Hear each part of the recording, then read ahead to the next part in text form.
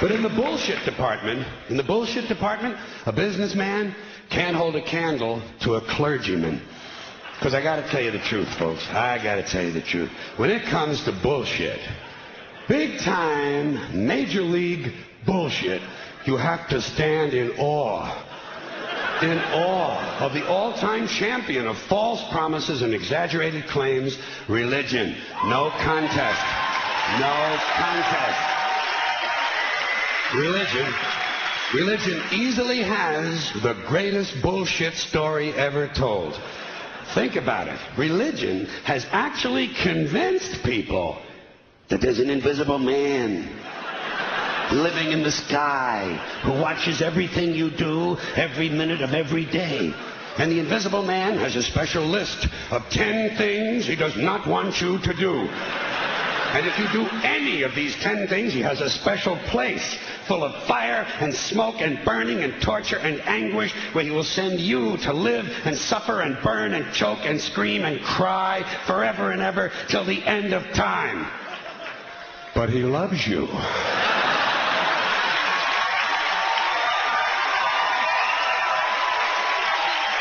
He loves you. He loves you and he needs money. He always needs money. He's all powerful, all perfect, all knowing, and all wise. Somehow, just can't handle money. Religion takes in billions of dollars. They pay no taxes, and they always need a little more. Now, you talk about a good bullshit story. Holy shit.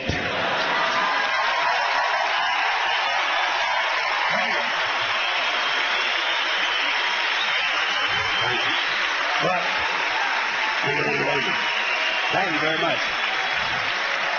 But I want you to know something. This is sincere. I want you to know, when it comes to believing in God, I really tried. I really tried. I tried to believe that there is a God who created each of us in his own image and likeness, loves us very much, and keeps a close eye on things.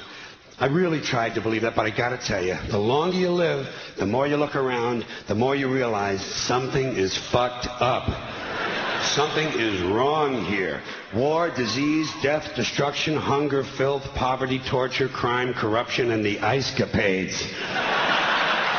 Something is definitely wrong. This is not good work. If this is the best God can do, I am not impressed. Results like these do not belong on the resume of a supreme being. This is the kind of shit you'd expect from an office temp with a bad attitude.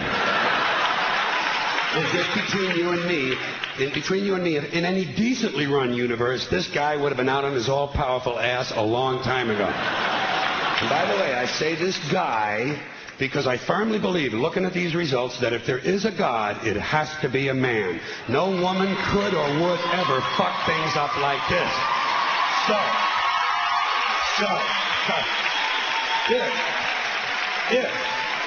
If there is a God, if there is, I think most reasonable people might agree that he's at least incompetent and maybe, just maybe, doesn't give a shit. Doesn't give a shit, which I admire in a person and which would explain a lot of these bad results. So rather than be just another mindless religious robot, mindlessly and aimlessly and blindly believing that all of this is in the hands of some spooky, incompetent father figure who doesn't give a shit, I decided to look around for something else to worship, something I could really count on. And immediately, I thought of the sun. Happened like that.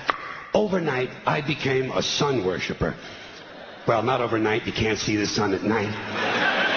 But first thing the next morning, I became a sun worshiper. Several reasons. First of all, I can see the sun. Okay? Yes. Unlike some other gods I could mention, I can actually see the sun. I'm big on that. If I can see something, I don't know, kind of helps the credibility along, you know? So every day I can see the sun as it gives me everything I need. Heat, light, food, flowers in the park, reflections on the lake, an occasional skin cancer, but hey, at least there are no crucifixions, and we're not setting people on fire simply because they don't agree with us. Sun worship is fairly simple. There's no mystery, no miracles, no pageantry, no one asks for money, there are no songs to learn, and we don't have a special building where we all gather once a week to compare clothing. And the best thing about the sun, it never tells me I'm unworthy. Doesn't tell me I'm a bad person who needs to be saved. Hasn't said an unkind word. Treats me fine. So I worship the sun. But I don't pray to the sun. Know why? I wouldn't presume on our friendship. It's not polite. I've often thought people treat God rather rudely, don't you? Asking trillions and trillions of prayers every day, asking and pleading and begging for favors. Do this, give me that, I need a new car, I want a better job. And most of this praying takes place on Sunday, his day off. It's not nice, and it's no way to treat a friend. But people do pray, and they pray for a lot of different things. You know, your sister needs an operation on her crotch. Your brother was arrested for defecating in a mall.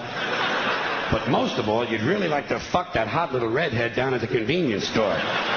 You know, the one with the eye patch and the club foot. Huh? Can you pray for that? I think you'd have to. And I say, fine, pray for anything you want. Pray for anything. But what about the divine plan? Remember that? The divine plan. Long time ago, God made a divine plan. Gave it a lot of thought, decided it was a good plan, put it into practice. And for billions and billions of years, the divine plan has been doing just fine.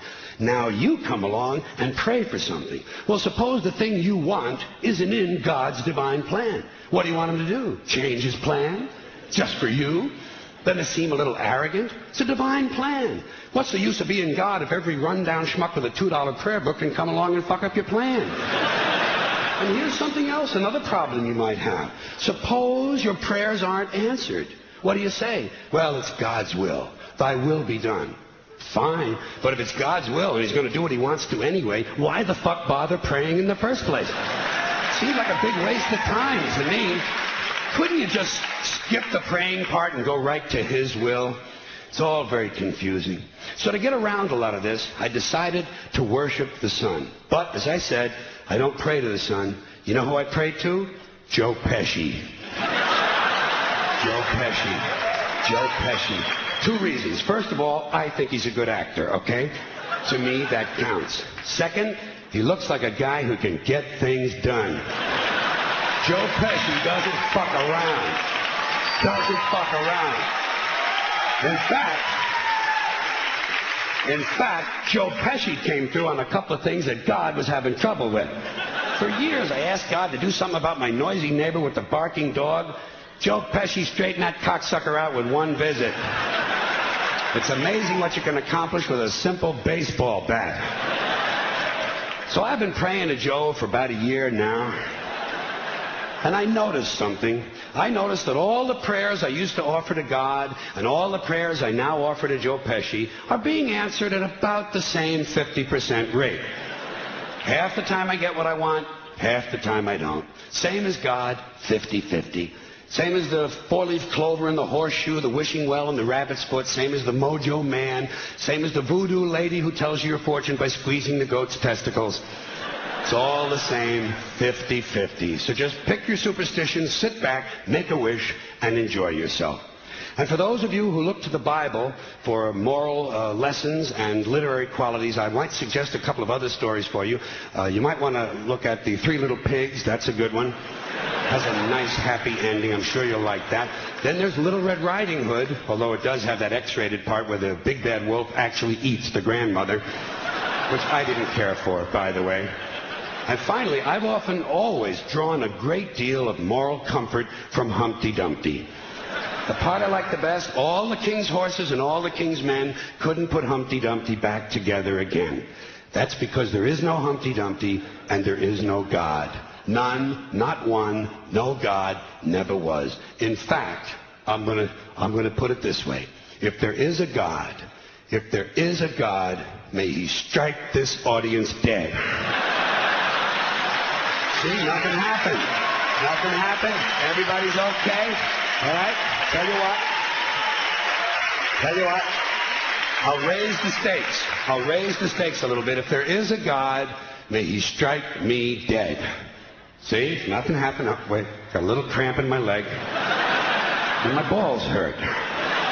Plus, I'm blind. I'm blind. Oh, now I'm okay again. Must have been Joe Pesci, huh? God bless Joe Pesci. Thank you all very much. Joe bless you. Thank you very much. I appreciate it.